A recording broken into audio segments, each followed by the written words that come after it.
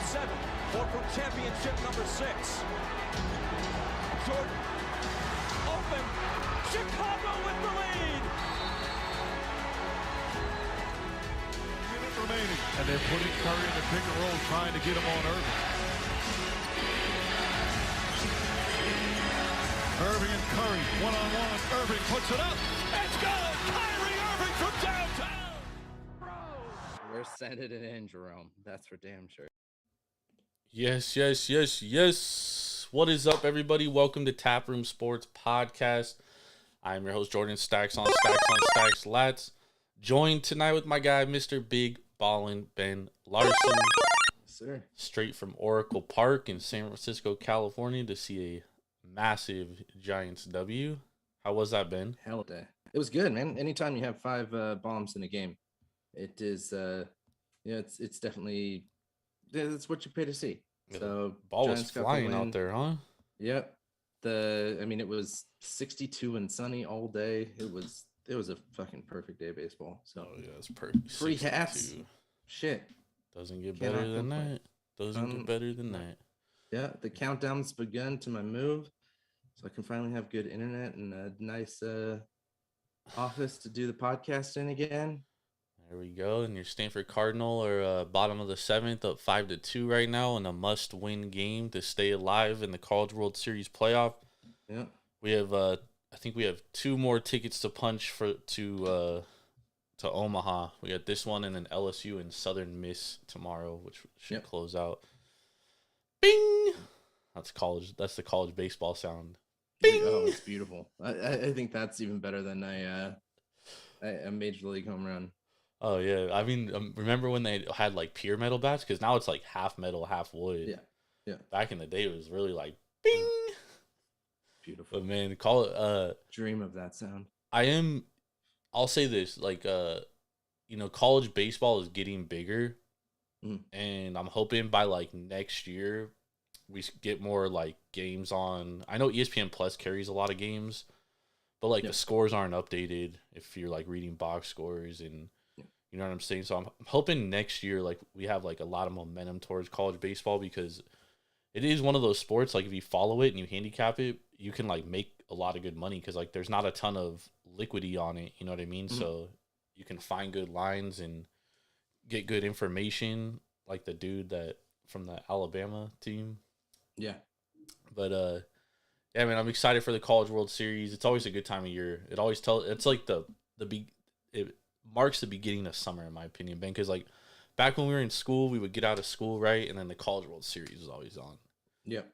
And the finals were wrapping up. That pushes us into like the real stretch of baseball. I mean, I know we're like 65, 67 games in, but like once you get past that first hump, these games matter obviously to set the standings, but they don't get as they're not as critical. They're not as like down to the wire as summer baseball is. So Texas just hit a solo home run, Ben, 5-3.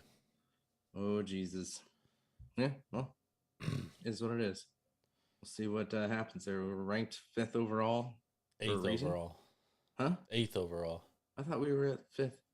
8th in the nation. They might have been 5th in the tournament, but 8th in the nation. Okay. Yeah, I mean, Stanford's a good team, dude. They're our only hope left for the West Coast. Yeah. And it's not very usual that there's not a West Coast representative in the College World Series. So, how's Vegas life out there? It's all right. It hasn't been too hot, which is pretty remarkable. I mean, last week was awesome, dude. It was like 85 to 90. Which, I mean, most people are like, oh, my God, that's so hot. But it's, like, for Vegas, that's like... beautiful. Yeah, it's awesome, man. Like, you could chill outside and have a nice cocktail and sit out there. And it was nice, man. It was nice. Oh, yeah. Ben, we might as well get to it right now before I finish my beer. Because I keep taking a sip of it. So how far down are you?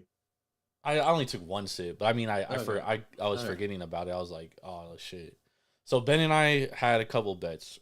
I bet Ben that the Oilers would win the Stanley Cup. I gave him the field, and I took the Oilers. And we bet that I would chug a porter on it. I can't find any porters out here right now. They're Yep. unavailable. So we decided to go to an IPA, and then Ben has to chug an IPA. What was your bet? I think it was the same thing. I think it was a porter. Yeah, but what was it for? That was against Irv for the Warriors Lakers. Oh yeah. Series. So unfortunately, Irvin's not here. Hopefully, he'll be joining us momentarily. But once he gets up from his nap. So Ben has to fulfill his. Yep. I will fulfill mine. So I said since Jordan's not drinking a porter, I'm not chugging a porter. Yeah, so I'm going with a. I gave it a little bit of a like. Okay, if I'm not doing that, I'll do something really. Well, I mean, strong. chugging an IPA is pretty gnarly too, dude. Oh, absolutely. I'm going with a 9.1% shilling cider. So this is an Imperial Mango. Ooh. So without further ado, cheers. Let's go, y'all. Bottoms up. It's going to be a good rest of the show. I can't chug, dude. Come on. This is actually really good. I got a small mouth, Ben. He's got a small mouth.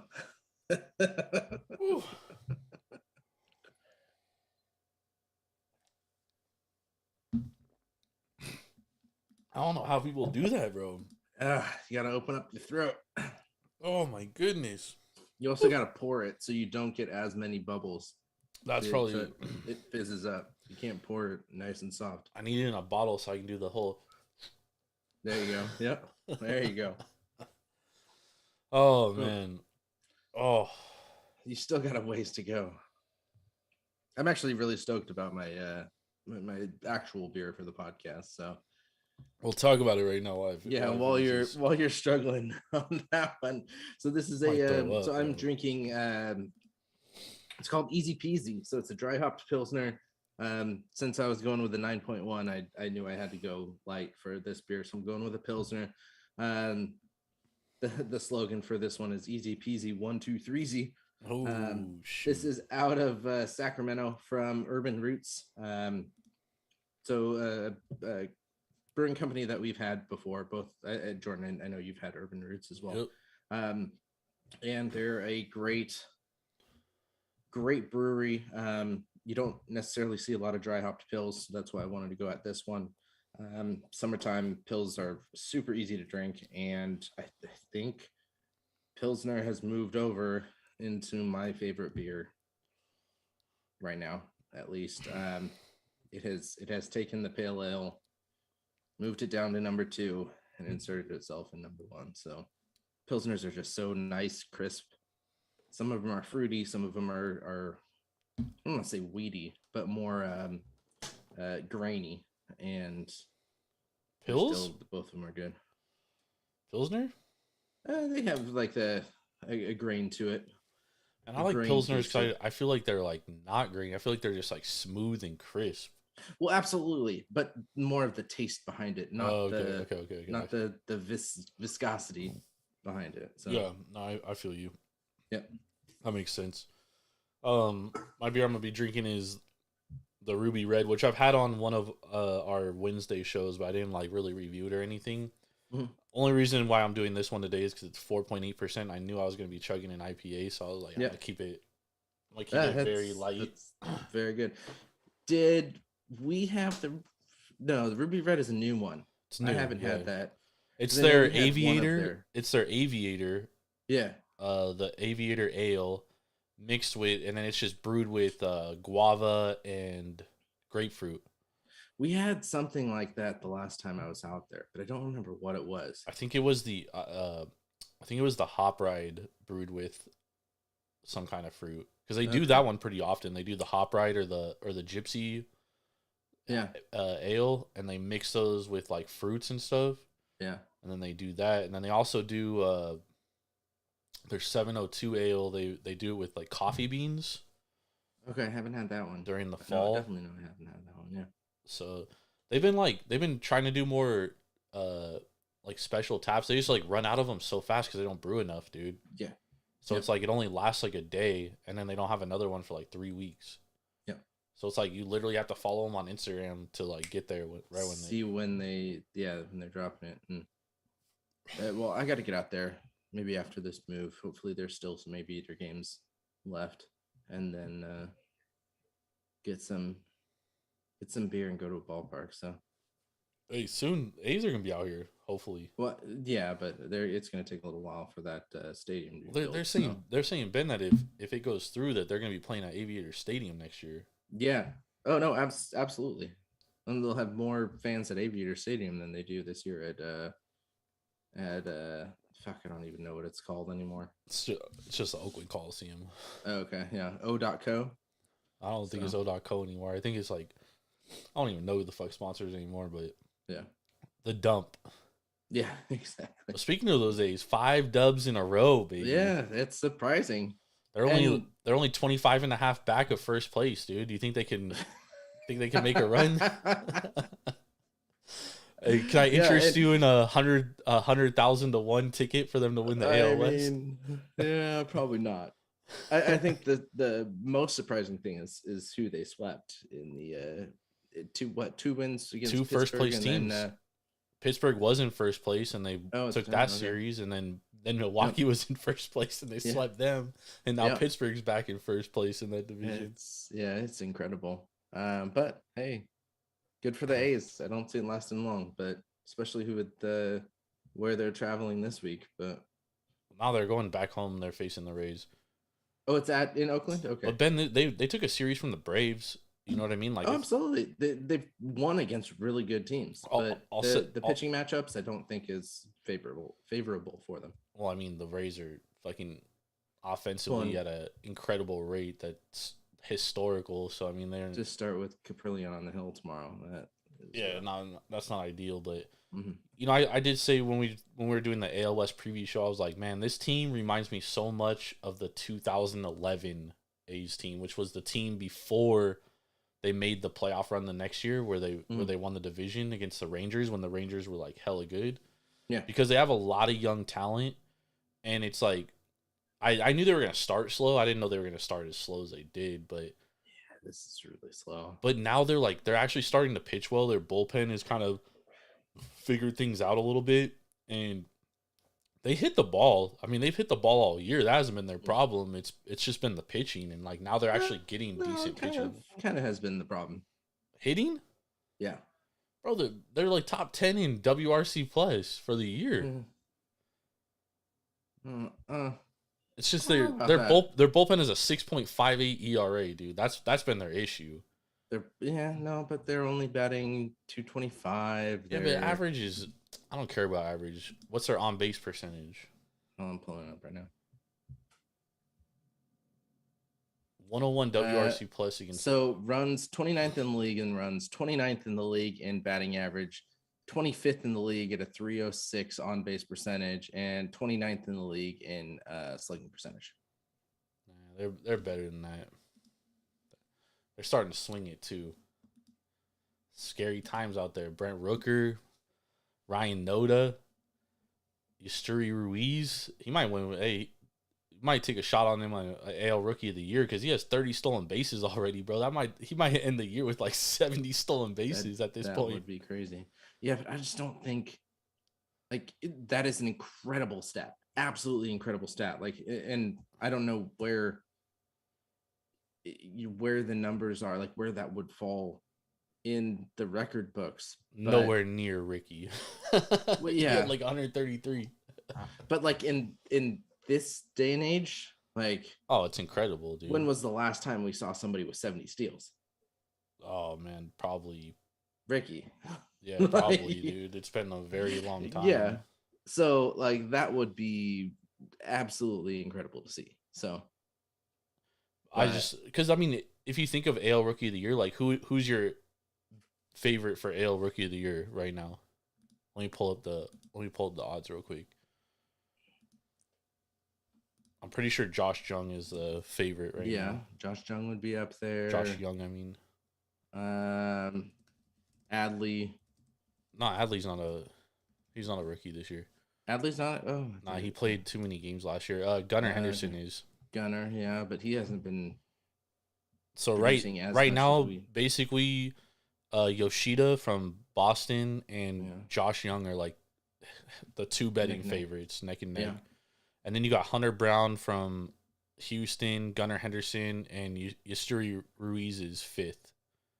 Okay.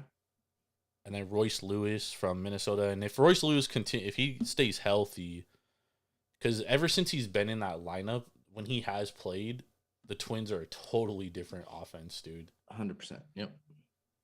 And then Tanner Bybee from Cleveland, Bryce Miller, who really fell off. He was the second betting favorite like 2 weeks ago. Yenier Cano from Baltimore. He's a reliever though, so I doubt he has a chance. Yeah. Everybody else is like super. Ryan Noda from Oakland, he's also up there 50-1. Volpe 50-1, but Volpe's hitting like 170, dude. Yeah, Volpe dropped a lot. I mean, the good thing is that kid does have wheels. So if he doesn't have 31 steals, but I think he's at least up there. He's probably close to what? Like yeah, 20? Benny's hitting like 170. You got to get on base to steal bags, absolutely. dude. Yeah. Well, he does walk a lot though. What's his on base percentage? Like 270? If he's batting 170, dude, there's no way his OBP is 300. Yeah, but if we look at it before the Yankees started like really pushing down those the stat lines, man, he would definitely be up there. Volpe 260 on base percentage. That's terrible, Ben. They might have to send him back down because they did the Orioles. They didn't send Gunnar down, but they literally stopped putting him in the lineup against lefties. Yeah. And then but if you're putting what IKF Kinnear Falafel. I mean, he can't be worse than 170 and a 270 on base percentage. Well, he's 243 with a 284 on base percentage. So better than It's better. It's not good, but it's better. It is actually no. It's it's a little bit better. It's a little bit better. And the Yankees they're dead in the water. Yeah, especially without Aaron Judge. Yeah, it's gonna be tough for them. I have a ticket on Josh Young. I got him at like 15-1, so I'm sitting a little pretty. He's just got to keep it up. And part of my reasoning was like that was when the Rangers were really showing us like they're a good team, and I was like, well, if the Rangers make the playoffs and he's like a big part of why they do, like they're gonna give him the fucking Rookie of the Year, dude. Yeah, yep. And Yoshida's kind of cooled off a bit. He definitely did. I didn't give him as much credit as everyone else was, but then you got Gunnar, who's like starting to heat up, like the fucking sun, dude. Yeah, kid he went 3 for 4 today with the home run, and he hit that home run like 480 feet, dude. He crushed that thing. He definitely did. Yeah, I mean, and Baltimore is going to be up there in the mix, so that gives them. That gives Gunnar a good opportunity to kind of move forward in that. So I wouldn't be surprised. I wouldn't be surprised with that. I think any Oakland like representative is not going to get the Ben, if he has that they should. If Ruiz has 70 plus steals, yeah, he's gonna be there. He's at this point, he's gonna be their only lone all-star representative. Oh, for sure. Yep. And he's a rookie, right? So it's like he'll get that notice, right? He'll get that recognition nationally. You know what I mean? So it's like if he does have 70, 75 steals, I think there is a good possibility. Yeah, and if he keeps up a 263 average, it's not terrible, but I mean, it's not terrible. Yeah, he gets on base enough to steal 30 bags already.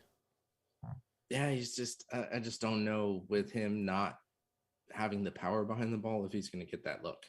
So, well, it's funny, Ben, because remember when we were doing the preview show, I was like, oh, I kind of like the Royals because now that there's the shift rules and the pitch clock rules, and I was like, oh, Bobby Witt's going to steal like 80 bags. That motherfucker can't even got base, dude. Nope. Yeah, that's the big problem is that he cannot get on base to get those steals. So it's interesting. who league wise for stolen bases, like where are those numbers? You could pull him on Fangraphs. Ruiz is definitely number one for sure.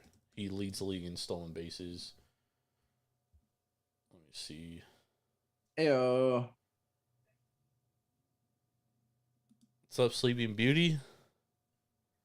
Nothing. We're already a beer chug deep, so it's gonna be a fun show. Yeah, bro. I missed. You missed it. Stolen bases. I got it, Ben. Okay. Let me see here. Stolen bases. Ruiz leads Major League Baseball with 31. Acuna Jr. number 2 at 28. Wander Franco with 22, number 3. Bobby Witt, he's 4th with 20. And then we got like a bunch of dudes that are like 19 to 14. Okay. Jazz Chisholm, though, that's interesting. He's one of those guys with 14, and he's only played 39 games. Sheesh. Yeah, if he can stay healthy though, but that's the problem. It's got to stay healthy. Yeah. And then what's his name? Jorge Mateo, 18 steals in 50 games. But I mean, that dude, he went on a streak where he was like 3 for 80, dude. So he didn't get on base for like a whole month. And he still got 18 bags swiped. Damn, that's great and horrible at the same time. Yeah, he's got to stay healthy. I mean, he's got to stay on base, dude. Like, he has no value if he's not on base. His entire value is on his speed. Yeah, you're looking at about 75 stolen bases for Ruiz. If he Projected? continues, yeah. I mean, if Young and Yoshida, they kind of If they drop off, level off a little bit. He's got to be he's got to be in some kind of consideration. If you can get him at what right now? I said he was 5th betting favorite. What was it? You can get him at like 22-1 at DraftKings, 20-1 at FanDuel. I mean, I think it's good enough odds to take a stab on. Yeah. It's not terrible. Yeah. Anyways, just trying to see if there's any value in taking somebody other than Shohei for AL MVP. I mean, the fact that he hasn't been pitching very well, which maybe will hurt him down the long run, but it's also crazy that 2 Tampa Bay Rays players are number 5 and 6. Yandy Diaz should be up there. Right now, Franco. Oh, yeah, top 10, 7, 8, 9, top 11. There's 3 Rays players: Franco, Rosarina, and Diaz. Yandy should be the number 1 Tampa Bay Ray for MVP. Wander plus 3,000. Randy plus 5. Okay, so Yandy is also plus 5. So he's arguably their best player. I know Wander's hella nice, but I mean, they go as Yandy goes. He's their leadoff hitter. He sets the table. That dude is he's hella good, bro. I've always liked Yandy Diaz. And now he's like healthy too, so I mean that's a huge dub. Let's talk about the other Florida team though, the Miami Marlins, winners of 12 of their last 15 games. They sit 3.5 back in the NL East. Aaron and I had Brian Power on from Wager Talk on Friday, and we brought it up. My future ticket on the Marlins to win the East at 46-1, which is now down to like 25-1. So I got really good value on it. But we asked him, do you see a possibility of the Marlins winning the NL East? And he said he didn't really see a path for them to win. just because the Braves are too good in his opinion. What do you guys think though? Like, are the Marlins for real? I understand their run differential is still negative, but they win these 1-run games all the time. They just won 2 back. They came back in the 9th inning 2 games in a row. Like, they just continue to do it. Yeah, and they lost some big games in the beginning of the year, which is really gonna set their number straight. They lost an 11-1, 15-3, an 11-0, a 14-6. So that's gonna keep them low, a 10-1, especially with these one win games. But I think they're just kind of at the benefit of the schedule right now. You put them up against a San Diego team who is subpar right now. They'd lose that series. They lost the series against Colorado. They lost the series against San Francisco. You put them against good teams. But they swept the Angels on the road. Yeah, great. I don't put the Angels up there as a great team. Bro, the Angels are a good team. Angels are. I put them just above mediocre. I still don't see the Angels as a playoff level team. So that's why I don't. I don't think they have really a chance. They played Chicago. They won 2 out of 3 there. Kansas City they swept. Oakland they swept. Everybody's doing that. Not the Pirates or the Brewers. Yeah. Or the Braves for that matter. Oakland's had a good stretch right now, but look at that in beginning of June, not 10 days ago. But that's the thing, they got swept. Is baseball is such a long season, dude. You can't look back in April and be like, oh well, this team did this in April. But yes, you can, because you have to win, and that's my precedent for being a good team is you have to win against the teams that you're supposed to win against. So they're winning against the teams that they're winning against. They should have beat Colorado. They should have beat Cincinnati.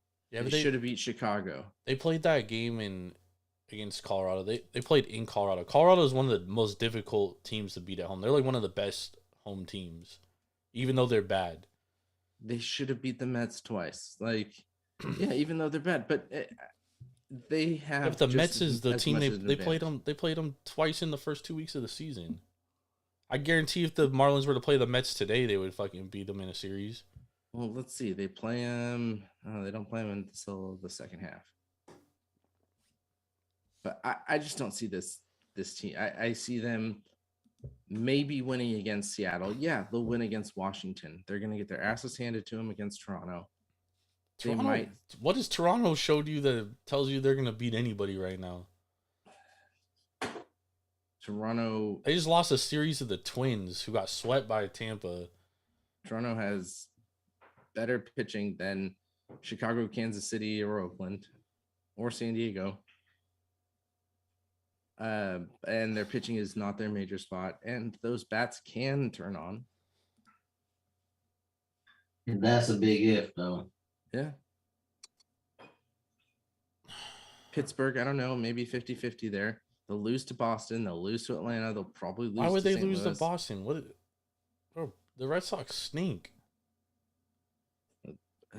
Boston just beat the series against the Yankees. Dude, the Yankees suck right now. They don't have Judge. Still, just watch it happen. Bro, this is the thing. I'm going to tell you the same thing I told Brian. Is we have this misconception or this perception of Miami that is what we think they are, but we're not looking at what they actually are. They're one of the best relief bullpens in baseball. 2.74 ERA. This myth that they don't have good pitching is ridiculous. I think pitching is one of their more strong points. It is, in Yuri Perez, Jesus Luzardo, Braxton Garrett, and Sandy's been dog shit, and they still aren't that bad. And they haven't even been healthy, dude. They haven't even had Rogers.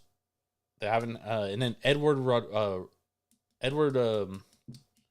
what's his name? Cabrera. Man, that guy got elite stuff, dude. his biggest issue is walks, but he's cut down on those. In his last 2 starts, he's been spectacular. And that dude got elite swing and miss stuff, dude. He has over a 30% K rate.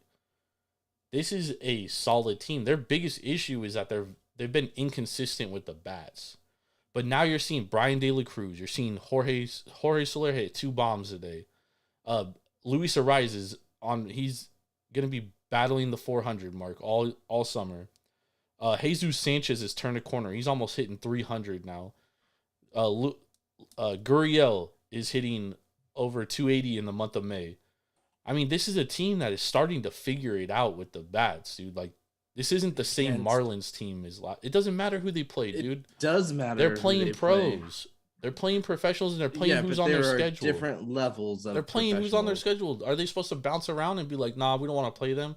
Bro, they're playing who's on their schedule. No, they're winning these ball games. You're always going to see that fluctuation between when you're playing good teams and when you're playing bad teams. But we'll see, because they played those good teams early in April, and now they're playing some great baseball. They like I said, they swept the Angels in LA, and that's when they've gone on this run of 12 of 15, dude. And they can only play who's in front of them. This is a good team, dude. And I'm not saying they're going to win the division, but I think obviously I got good odds at 46-1 if it's at 22 now. But the Braves, bro, the Braves are hella inconsistent at the plate. They lost 2 or 3 to Oakland. They couldn't even hit Oakland's pitching. And I'm supposed to sit here and believe that there's some fucking juggernauts? Their pitching is hella inconsistent. They have hella injuries. We don't even know when Max Fried's coming back. We don't know when Kyle Wright's coming back. Those are their 2 best pitchers. So now their best pitcher is Charlie Morton. You're going to trust a team with Charlie Morton as its best pitcher? Well, yeah, but when your offense is as good as the Braves are. But their offense is inconsistent in the playoffs, but they can still get there. Their bullpen offense have to be clicking, though. Yeah, their offense isn't going to be clicking all year. It's baseball. You go through ups and downs all year. It don't matter who you are. Yeah, but you mentioned all of these. Again, you playing shitty teams. You playing who's on the calendar. The Braves lost 2 or 3 to the A's, and we're talking about playing shitty teams. Yeah, and then they came back and they won against the Diamondbacks. So my page just reloaded. Hold on. Diamondbacks. And they're 8-2 in their last 10. They swept the Mets. They won against the Diamondbacks. They took a walk-off grand slam for them to beat the Diamondbacks in 1 game. Is it W a W? And the funny thing about the Braves is they're actually better on the road than they are at home this year. Mm-hmm. Which is pretty interesting. But I don't disagree that Miami is not a good team. They're getting there. They're a year away, 2 years away. Man, when they're in the I would playoffs, say that because with their ace being as dog shit as he is, they have no business being in this race right now. And that just goes to show that their pitching is great. Their hitting just has to keep doing what it's doing. Like, even today, if this was last year and the fucking White Sox the Marlins was down 5-1 to somebody, it's over. It's over. It's not. There's no way they was coming back. But they came back today, and the White Sox bullpen has been pretty damn good. Yeah, the last month they've been good. Month they've been good. I would say until we see the Marlins start tailing off or playing better teams and losing series consecutively, in my opinion, they got as good a shot to win the NL East as anybody. Because as you can see, the Phillies are terrible. Their main competition is the Braves, so you can't count the Braves out until the end of the season. But if Marlins keep playing baseball the way they're playing baseball right now, and that offense can stay somewhat consistent with that pitching, they can win that division easily. But I will give you one thing. I'm pulling this up right now again because I just had it up before I switched page. The one thing that the Marlins do have going for them is the end of the year. Because at the end of the year, they've got, so starting from September 8th, you've got 3 against the Phillies. You have 7 against Milwaukee, 3 against Atlanta, 6 against New York, and 3 against Pittsburgh. All playoff teams, basically. I New York is not going to be there. Pittsburgh is not going to be there. Milwaukee, But I mean, like, yeah, but because their division but they could. sucks. But Pittsburgh could be fighting for a division race. Then Brewers could for sure. The Mets. I mean, The way the Brewers have been playing, they're not going to be fighting for. they're in first place or second. They're in second place by a game. They're out by a game. But I mean, that's swept by Oakland. Yeah, But I mean, they're still gonna. They might still be in the race. You know what I mean? Cincinnati's. Yeah, because the up. Central is terrible this year. Yeah. But yeah, I get it. What I'm saying is, like, if you're playing teams that are in the pennant race, at the end of the month, like those are tough games, dude. Like that actually is probably beneficial because it gets you battle tested for the playoffs if you are able to win those games and get into the playoffs. Mets aren't going to be there. Milwaukee maybe, but that's just because the Central sucks. Well, I mean the Mets suck, dude. Like, but they're not. The one thing the Mets aren't going to do is they're not going to give up, dude. You know what I mean? Like, The last month of the season, you're going to see a lot of young guys coming up that, yes, are trying to. I'm saying their front office isn't going to give up. Like, they aren't going to sell pieces off, dude. Like, they're going to go out and try to make trades to get better, thinking that they have a shot. Yeah. Even though they don't. Yeah, maybe Ohtani being on your team will give them a shot and boost them up, but they're going to be so far behind at that point that it doesn't matter. Yeah, I mean, I agree. I think the Mets are. That's just not a good baseball team, dude. Yeah. I thought they got really lucky last year. They led the league in infield singles, and this year that ball's just not bouncing their way. Yep. We're kind of seeing these guys like Brandon Nimmo, Jeff McNeil, all these dudes that had like career years last year have regressed to the mean. Even Francisco Lindor is nowhere near as good as he was last year. And then now Pete Alonso's hurt. Got hit in the hand with a pitch, and he's out 6 to 8, right? I don't think it's broken. I think they just said No, it it wasn't bruised. broken. I think he just had like a I don't know if they said it was a strain or a grade. I gotta look it up, but it said 2 to 3 weeks. Yeah, they said 2 to 3 weeks. I thought they said like severe bone bruise. Yeah, something like that. Let's look. But still, not having Pete, your best hitter, the only guy that's had power for you all year, not having him for 2 weeks, dude. Oh yeah, that's gonna hurt for sure. Yeah, best of luck to the Mets. And their bullpen sucks, and Justin Verlander is nowhere near as good as he was last year. Yeah, it's a bone bruise and wrist sprain. Could miss 3 to 4 weeks. Okay. Good thing it's not broken because it would have been 2 or 3 months. Yeah, 6 to 8. Brutal. So, I mean, let me pull up the future for this division right now. So we got for the East. Oh, wrong division. So right now the Braves are like minus 700 to win the division. Obviously not a ton of value. Phillies 15 to 1. And then Miami, the best number you can find is 25 to 1 on FanDuel. Basically everywhere else is 14 or 13 to 1. Mm-hmm. The Mets are 25 to 1. So odds makers still not giving you a good number, even though they're 9.5 out. And then yeah, because Mets fans will bet that still. Of these three of this division of the numbers I gave out to you, what's a team you would be willing to take a shot on?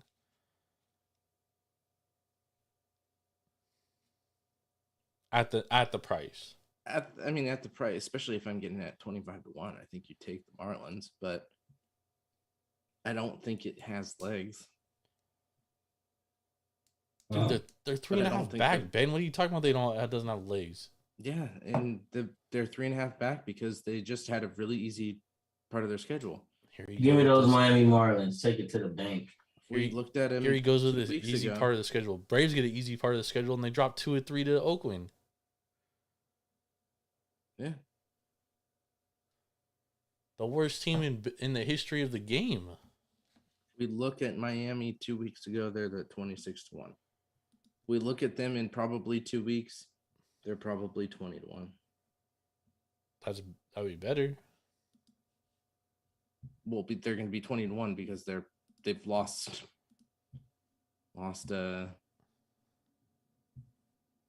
lost momentum in their Oh, streak. they're that they're 20. on right If they're now. 25-1 now, and they're 20-1 in 2 weeks, that means they gained ground. Because most of the time they're at 13 to 14 to 1. Yeah, some of the books. Is there? So let me go through a couple of divisions. I want to get your guys' opinions on these. So the NL West, first of all, the Dodgers, who are in second place right now, minus 380 betting favorites, minus 215 at DraftKings, depending on where you can get it. But they're the betting favorite for that division.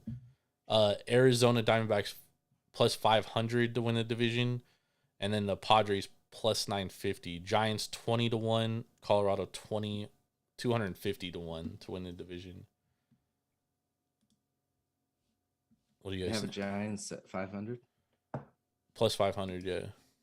No. Oh, 20 to 1. No, Giants for a 500 season.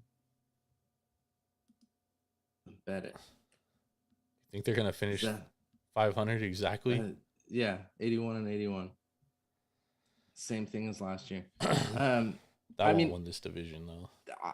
I don't know if you can take Dodgers here though. They have just been so streaky. Dude, they're minus 380. Like I would. There's no way in hell I would bet that. Yeah. They're 3.5 back. That bullpen fucking is atrocious, dude. Yeah. That might be the worst bullpen in baseball, to be honest. Yeah, but I mean, if you take this 10-game set back, they're still in first. Diamondbacks aren't. The Dodgers bullpen the last 2 weeks, 5 ERA, dude. Whew. They've blown so many games, dude. Yeah, but is Arizona, are they going to keep it up? Yeah, they're good. They're a good team. Dude, this guy pitching for Stanford right now, Quinn Matthews, they are literally going to throw this kid's arm off. It's the 9th inning. He's at 137 pitches, and he's still pitching. And he's stopping, dude. After they blew that joint last night, they're like, nah. Nobody else is pitching tonight. Bro, this is incredible. 138 pitches right now. And they're up 8-3. They don't even trust nobody else with a 5-run lead.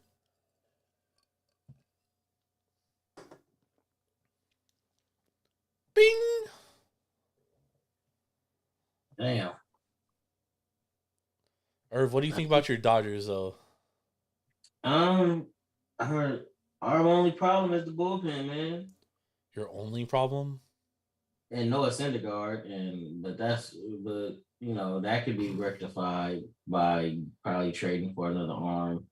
Probably not like a top level arm, probably like a B plus, A- type starter. That way you don't got to give up none of your elite prospects. Who's going to depend on who's available at the deadline. But our bullpen just got to get healthy, man. Because if all right, when our top guys come back, I think our bullpen will be all right. But that bullpen now, man, is just we blew 4 games in 1 week, multi-run leads. Yep. And now Julio Urias is on the IL. Yeah, he been on the IL for. He might be out probably till All-Star break. Honestly, I haven't even seen an update with him. But they said it was just a whatchamacallit, a blister. You know, but blisters depending on what type of blister it is. Blisters can keep you out for a while. Remember, Rich Hill always had problems with those, but I guess it finally got rectified. But he pitched it like 2-3 weeks, so That's crazy. They probably just don't want to throw him out there because he sucks. that could be it too. But yeah, our bullpen is our biggest problem right now. What's up with Gavin Stone? Gavin Stone needs to learn how to pitch from the damn what's the name? On the stretch? They sent him back down? I think so because look it up. Couldn't pitch from the stretch. As soon as he gets runners on base, it's a wrap. That's how the what's his name? Fukujimi or forget his name for the A's. Man, once that dude gets runners on base, Lights out, bro. Singe. No, I sing. That's a dude from the Mets. What's up with Pepio?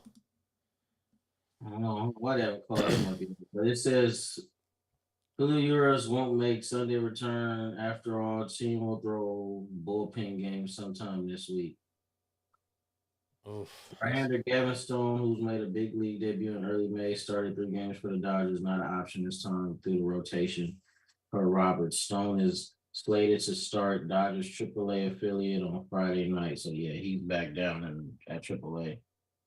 That's crazy. Bro, 146 pitches this kid's throwing, dog. This is insane, dude. Yeah, that's not cool. Got to get him out the game. He's still throwing gas, too. 93, 94. And he's probably going to pitch tomorrow, too, in relief. Insane. Well, Stanford got to win, so. It's a must-win game, dude. Oh, man, the Dodgers. It's always a good thing when they're struggling. And so before we get to our, we don't have to stop with what we're talking about, but I do want to ask one thing before we get to our top fives. Yeah. What is happening with? I mean, you brought it up again last night in our group chat. What's happening with these umpires?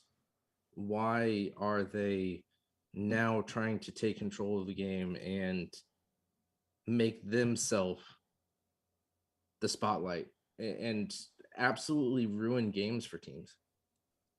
Taking top players out because they shake their head, because they are saying something, not even drawing attention to the umpire, which is what they're supposed to be doing. And automatically it's a toss. Yeah, I think Major League Baseball got to do something about that.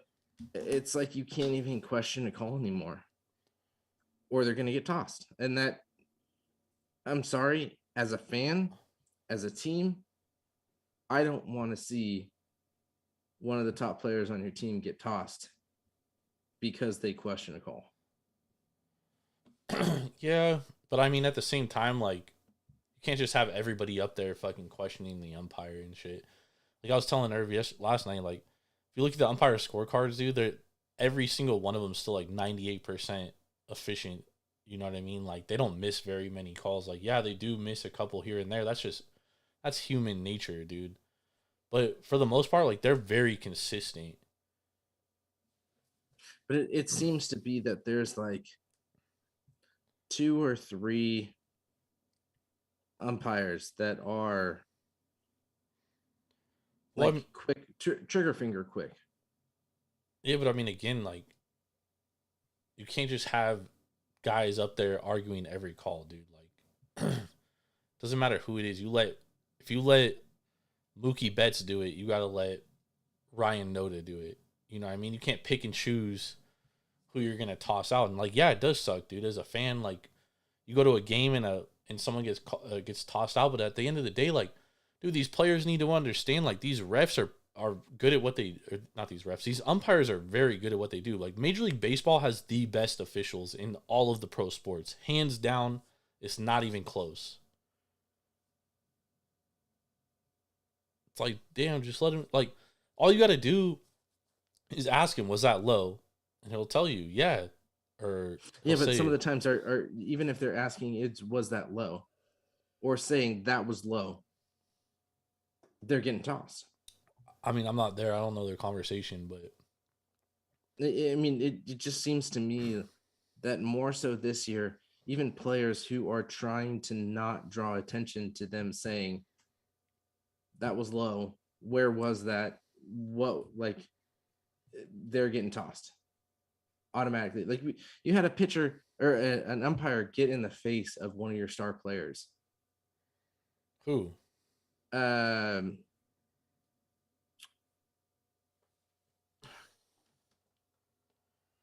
Machado one? No.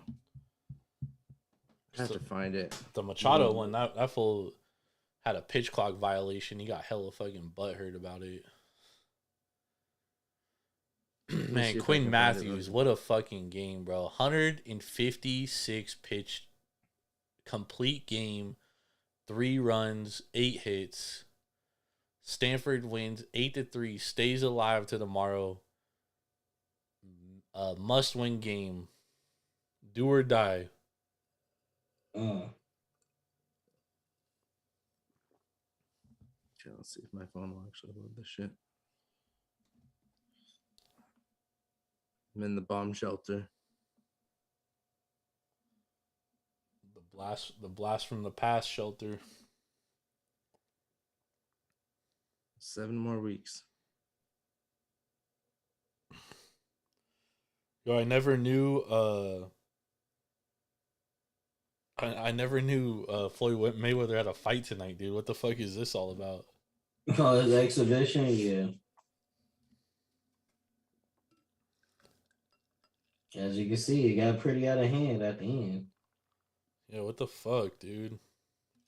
So I guess John Gotti got TKO'd, but he was gonna get disqualified if he kept pushing his head down. He just had an all-out melee at the end of the fight. That's why you don't fight non-boxers. Like, what is Floyd doing, dude? Why did no one even know about this fight? Well, that's what it was. It was the Jeremy Pena race. Jerry Lane gets in Jeremy Pena's face after a blown call. Yeah, I mean, Jeremy Pena is not no star, so I don't know, man. Like, he's a rising star. I get both sides of it, dude, but I do think players tend to overreact, especially when Major League umpires are the best. Like, of all the professional sports, dude, Major League Baseball has the least concerns about their officials. You can go to MLB umpire scorecards on Twitter every single day and look at the tracking data. And these guys are always over 97, 98%, which is incredible. Incredible.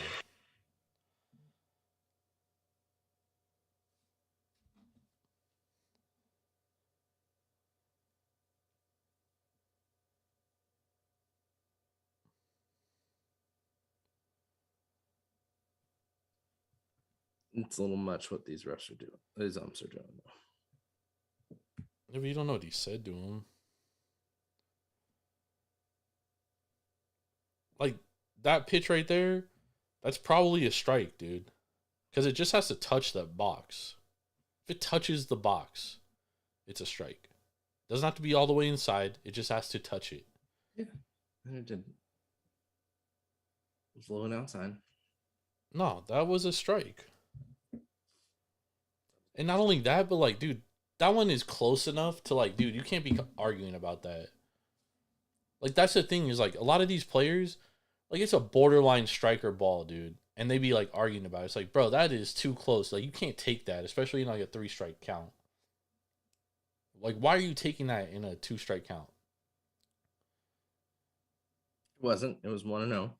I'm saying like, on there's a lot of strike calls where it's like that and it's a borderline call. Like, dude, that could go as a strike or a ball.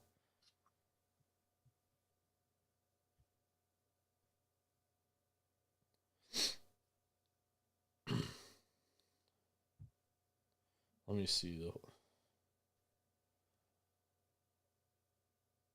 The people out there can't see it, but you can go to Twitter and see the video. That was low and outside. Dude, that's barely outside at all. That you can't just sit there and argue that like that. It's barely outside.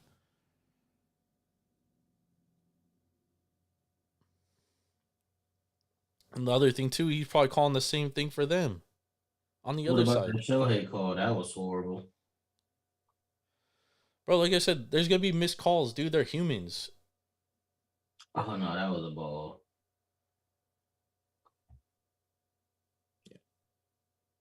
Look at the benches are chirping at him and shit, dude. Like, come on, man. There's no Well, need. yeah, because you don't get in a player's face like that.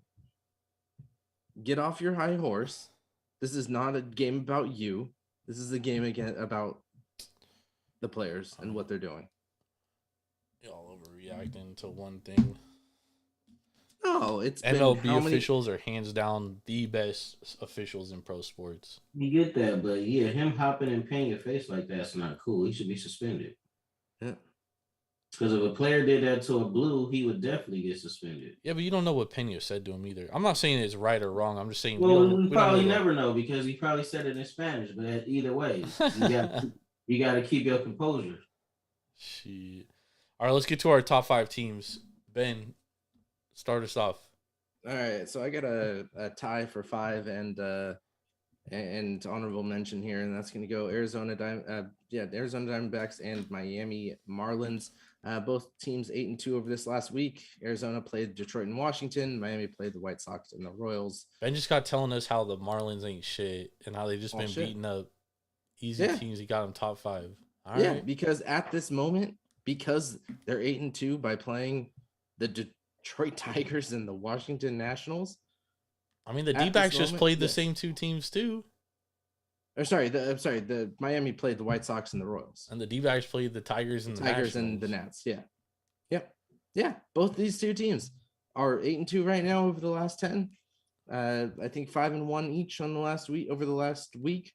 That's great. They're playing great ball right now. I don't expect them to be playing this way for the rest of the season. So both of these teams. But number 4, I'm going to go Atlanta Braves, 5-1 over the week, 8-2 over the last 10. I'm giving them the benefit of the doubt over Arizona and Miami because they did play shit teams. Mets, probably the better of those shit teams. And they played the Nats, but I'm gonna give them the benefit there because I think the Mets are above Detroit, Washington, Chicago, and Kansas City. So that's why they're at 4. Number 3, I'm gonna go Baltimore, 6-4 in their last 10, 4-2 this week. Was giving them a hard time last week for struggling against teams that they should be beating when they lost to Cleveland. So come back with the sweep of the Royals, outscoring them 20-6. That is definitely a feel good for them. So they're going to be at number 3. Number 2, Texas Rangers. I talked about this last week. Whoever won the series between Tampa Bay and Texas was going to get, my number 1 spot, and number 2 goes to the Texas Rangers. 6-4 over their last 10. It's still a great team, but I think it's a team that just needs to get to the playoffs, and then they'll be able to make a run, especially because Bruce Bochy does like to do that with good to mediocre teams. So, and then number 1, Tampa Bay, 31-7 at home, 5-1 this week is great for their home schedule. 6-1 overall for the week. Impressive sweep of the Twins. Even though they're not playing even 500 ball, they're still a playoff team because they lead that division. So take Tampa Bay, number 1. Irv, your top 5? Braves 5, Baby Snakes, aka the Diamondbacks, number 4. Give me the Orioles at 3. And Texas still 2, Tampa Bay number 1. All right. I got Diamondbacks number 5, Braves number 4, Orioles number 3. And I want to drop the Orioles bad, but I can't really because the D-backs and Braves didn't really play anybody this week. So, and the O's, they got to figure some shit out offensively, man. Yeah. And then you got the Rangers number 2. I do expect more regression from the Rangers, though. They're hitting .330 with runners in scoring position. That's just unsustainable throughout the course of a season, so we'll definitely be seeing them regress a little bit. And then number 1, I got the Rays right now. Tan, we're just waiting for their regression, too. Again, I know what's going to happen, but when? Tampa? Yeah. Yeah. I mean, the thing is, like, bro, it's like no matter who they have, like they still manage to pitch well, dude. It's like they just be throwing random dudes out there like off the streets. It's like here's Johnny Bravo from fucking St. Petersburg, Florida, that we just fucking found off the side of the street throwing at one of those fucking fair things. Yeah. You know what I mean? But he threw 100 miles an hour there. Put him on. We brought him in, and Like, dude, they just figured it out, man. It's fucking weird, dude. But Yeah. they're only gonna get healthier. Like Glasnow's healthy now. I mean, obviously they're not gonna get Springs or Rasmussen back probably, which is gonna hurt them definitely in the long run. But Taj Bradley's been decent. Obviously, McClanahan's good. Eflin's been good. And when that bullpen is good, it's good. When it's bad, it's bad. So Yep. So we'll see. We'll see how that goes. All right, let's talk some NHL real quick. 3-1 going back to Vegas on Tuesday. Is this series over, Ben? Yes, but I don't think it's over on Tuesday. The series is definitely over. I think we'll see Florida take one more game. And I'm only going to be saying that because of what happened in the Florida and Boston series, where they were up against the wall. We saw this Florida team come out and play very, very good hockey against a team that I'd say is better than Vegas. In overall, I'd say Boston is that team. But I don't think they can sustain that again for as long as they did against Boston. So I think this series is over. I think the Golden Knights take it, but I think you're going to get one more. What's the line on Tuesday? Like minus 150? Minus 170. Jesus Christ, dude. That's a massive overreaction. Yeah. I do think that too, like for us as non-Vegas fans, being a Kings and Sharks fans, I think this is actually really good for us. Yes, Vegas gets their cup, but they're going to give Aiden Hill the bag. And they're going to spend hella money on Aiden Hill because he's playing out of his mind right now. He is not this goalie. We've seen it over, all of his previous years, whether he was in Arizona or San Jose, even this year when not in the playoffs. He is playing out of his mind in the playoffs. We saw it with Martin Jones. He's just not this guy. He's got a 0.2 goals against average difference from what he did in the regular season to the playoffs. He's got a 20-point difference in his save percentage, actually 18-point difference in his save percentage than what he did even in the regular series versus that. And even then, this year was so much better because he wasn't playing the great teams in his 27 games in Vegas. They're going to give him the bag, and he's going to shit in the bag.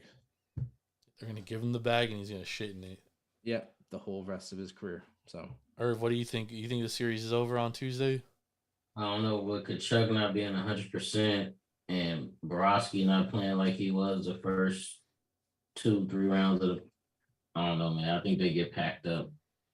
Yeah, it's hard for me to bet on Florida here, even at plus 142. Because after that hit, he has not been the same. I just think Vegas is just they're just the better team, dude. Like, they're deeper. It's starting to show. They're wearing them down, like Mark Messier said. They do the little things right, and if the Panthers make one mistake, it costs them. And Vegas been capitalizing all series, so I think it's just a year. Yep, I agree. 6 years in, and these damn Golden Knights going to hoist Lord Stanley's Cup.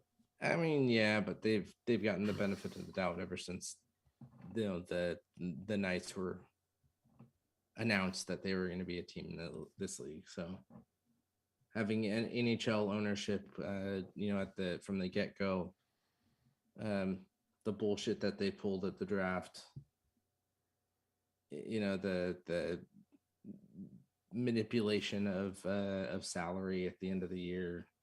I know other teams do it as well, but they've had a Sharks should do all that shit, man. What the fuck are we doing, bro? Yeah, but we don't. Yeah. Well, because we didn't start off that way. Then NHL never liked us. So I see why Vegas is at the point where they're at. I have a feeling though, when Vegas goes downhill, they're going to lose a lot of fans, and it's going to be inevitable. So We'll sell out with other fans there. All the Vegas Knights fans are all transplants, anyways. They're all fucking fans of other teams. Yeah. I live here, when they're dude, not I know. when they're not annual playoff teams and going deep in the playoffs every year. There's the finals over tomorrow. The finals is over tomorrow. Yes. Agreed. Close or blowout? I don't know, dude. I haven't gotten there yet. But I mean, Denver's just such a better team, dude. We saw it on Friday night when Jokic goes out with his 5th foul with like 9 minutes to play in the 4th quarter, and Miami couldn't do nothing, dude. Bruce Brown took that game over, bro. And Aaron Gordon had a great game. 27 points. Shout out San Jose, California, baby. Archbishop Mitty. Yes, sir. Oakland Soldiers. Man, I just think, this should have been a sweep, dude. We'd be talking sweep right now if Miami didn't shoot 54% from 3 in game 2. Yep. Agreed. And they haven't been able to come close to it since. The total, though, at 208.5, I'm almost obliged to take the over again just because that's way too low of a total. Yes, for an NBA game, definitely. I mean, it went from 216 in game 2, which went over, hit 219.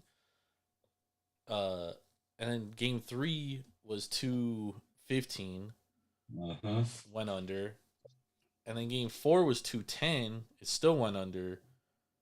And now we're talking 208.5. I think that's way too low, dude. I think it's an overreaction. Because, I mean, Denver's probably going to put up 110 points. 115. I do think that Miami, they've kind of regressed back to that offense that they kind of were all year, where they were the worst offensive team in all of basketball for the entire season. They scored the lowest amount of points per game. They shot 27% from 3. 34% from 3, which was 27th in the league. Like, this is just this team played out of their minds for a couple rounds, and I think they've kind of regressed back to what we know them to be. Yep. And Denver's just way too good. I mean, last game, dude, Jokic and Murray didn't even have good games, and they still won. You think they're both gonna play bad again? Nah. I think Jimmy's he's absolutely exhausted, dude. Yep. I think he was exhausted in the Boston series, but the Celtics couldn't fucking. All they kept doing was firing threes and couldn't fucking hit a shot to save their life. Yeah, that was horrible. Bunch of fucking bums, dude. Fucking cocksuckers. But yeah, man, I mean, Denver's offensive rating through 4 games right now, 120.2. Miami, 110.1. I mean, we're just seeing Miami's just such a better team, dude. It gets wrapped up tomorrow. I cashed my 16-1 Nuggets futures. I cashed my plus 240 Nuggets in 5, hopefully. I lean Miami plus the 9 points. I may play it just as like a little hedge because with my Nuggets in 5 ticket, a little hedge there just because if Miami happens to win, then I cash that plus 9. Now, if Denver wins but doesn't cover, then I double dip. You know what I mean? So if I do make a play, it's going to be Miami plus 9, regardless of what I think. Nice. I think 9's too much. Yeah, but I mean, they beat them by fucking 10 points the last 2 games, man. I agree, but it's a elimination game. Yeah, elimination games are a little different in basketball because, like, Game 7, Miami and Boston, that was a 20-point blowout, dude. Yeah. Yeah. Because sometimes teams get down, they just start firing, and they're not hitting. We'll see. I will probably get to the window with Miami plus 9, though.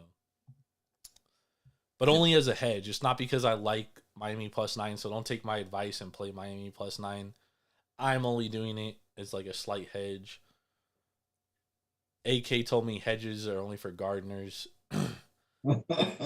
He told me don't do it, but I might do it just to hedge my Nuggets in 5 ticket.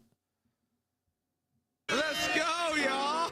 All right, let's get some best bets, fellas. What do we got for tomorrow on deck? Irv, you want to go? You want me to?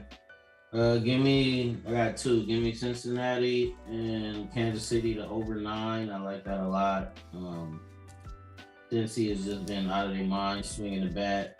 They've been really hella good on offense lately, but they are throwing out one of their worst starters, which is Luke Weaver. You know me, he's in that DFA stratosphere. So he's gonna get his ass knocked around, and Zach Greinke's definitely gonna get knocked around by the Reds. So I can see this being like a 10-8 type of game, 9-8 type of game, lots of runs. And my boy Ellie De La Cruz is special. I'm not gonna go off the rails here and say future Dodger, but he's gonna be a cornerstone. If the Reds do the right thing, he's gonna be a cornerstone for that franchise. Let's fucking go. And these international players, Major League Baseball got to do a better at getting them signed and keeping them with competitive salaries. Because I read something on Twitter that Ellie's going to have to give 10% of his lifetime earnings in the MLB to a company that he had to take loans out for just to be able to survive while he was in the minors. Irving, that's called Welcome to America. You ever heard of student debt? Shit like that shouldn't happen. But I understand, I get it, but professional athletes shouldn't have to go through that. People shouldn't have to go through that. People should have to go through that, or professional athletes. So we got to step up and do something about that. But that's one of my best bets. And tomorrow, the Angels are Dr. Jekyll and Mr. Hyde, and they're on the road against the Rangers. And Dunning's on the mound against Tyler Anderson. You're going to probably pay a little bit. If you want to go run line, it's plus 125. But I'll just stick to the Rangers money line. I think they bounce back tomorrow and get a win versus the Angels. What's the Angels run line? Plus 1.5. Plus 1.5 is minus 145, and then the money line is plus 134. But Tyler Anderson's on the mound, so back him at your own risk. That's one of my best bets for tomorrow too. I think that the minus 160 isn't even that bad for the run line for Texas. Going against the left-handed pitcher, the way that Texas does hit lefties, I think you can definitely push that. I think you could probably even take them that minus 1.5. What did you say that vig was? Plus 125. 125. Well, I mean, I'd take it. I'm just not too impressed with the Angels. So even though they have, and they put up 10 runs today, so tomorrow they probably score 1 or 2. I'm just being honest. And then my second best bet is going to go, and just because you don't get good value here, I'm going to go run line. I think the A's at 5 games is going to stop tomorrow against Tampa Bay. You've got Caprillion in the Hill, and at minus 267, not good value at all. Hold on, Eflin's minus 267. Yeah, Tampa Bay. Bro, I might play the A's plus 1.5. What's plus 1.5 at? I don't have that number up. Plus 135. Money line, they're 215. Plus 215. Yeah. So I'm gonna go with I'd even go Tampa Bay minus a run and a half here with Billy on the Hill. Maybe even half a run first 5, but you're still not gonna get good value there. Yeah, Caprillion, I mean, he has not been good, dude. He walked like 8 Pirates, dude, and they couldn't even fucking score against him. That was terrible. That was awful. He blew that damn game. I got one best bet for tomorrow. We're going Philadelphia Phillies minus 103 against the D-backs. D-backs coming off 6 straight W's. First game back at home. I like fading teams when they come off a road trip, their first game home. Tommy Henry's going to be on the mound, a 5.63 xFIP, 5.57 Sierra. And And the Phillies have a 202 ISO and 116 WRC plus versus left-handed pitching since Bryce Harper came back into the lineup. I think this is a good spot to fade the Diamondbacks here. And I'm high on the D-backs, but this is a good spot against them. I like the Phillies here. Give me the Phillies. Over under is 10. Did you get up to 10? I mean, the Phillies are going bullpen games, so that's always a little tricky because, they're going to be mixing and matching with hitters and stuff. So it's a little tricky to go over under there. Also, the Diamondbacks bullpen's pretty taxed, dude, because they're coming off, winning 6 straight. So like they've been using a lot of high leverage guys the last 6 games. Got a lot of injuries too. So yeah, that sounds like a good fade right there. Yeah, it's a good spot to bet against the Diamondbacks here. It's just a good spot. You got to pick and choose your spots. All right, before we get to our beers, also shout out Amanda Nunez. Oh yes, dude! Shout out in retirement. Shout out the GOAT. I've seen a lot of people on Twitter fucking, how is she the GOAT? She has 5 losses. Blah blah blah. Like, bro, dude, she has like 12. She defended her title 12 times, dude. Like, She's lost 1 fight in the UFC since 2016. It's insane, bro.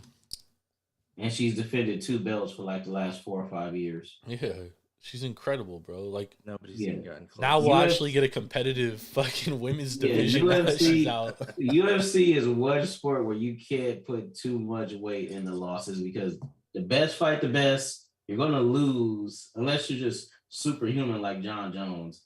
9 times out of 10, your champion is gonna lose maybe once or twice and bounce back. Because even look at what's the name was on so much of a dominant run that we thought he was going to be the greatest welterweight of all time, but his last 2 fights head kicked dead, and then he just lost a unanimous decision to the same guy that knocked him out. So he'll probably go down as the second best welterweight of all time in Kamaru Usman, but losing in MMA is not. Yeah, it shouldn't be frowned upon. Yeah, because the best fight the best all the time. There's no, I want to fight this guy, I want to fight that guy. No.